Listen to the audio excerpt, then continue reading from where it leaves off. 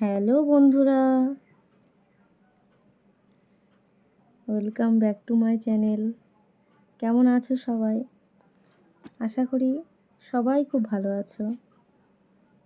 তো শ্রাবণ মাসে তারকেশ্বরের বাবার মন্দিরে সবাই প্রায় বাবার মাথায় জল ঢালতে যায়। তো আমরা কোনোদিনও যাইনি জল ঢালতে, এই প্রথমবার যাব। তাই আমাদের বাঘ রেডি হচ্ছে, সাজানোর কাজ চলছে। তো বাঘটা কেমন লাগছে জানাবেন।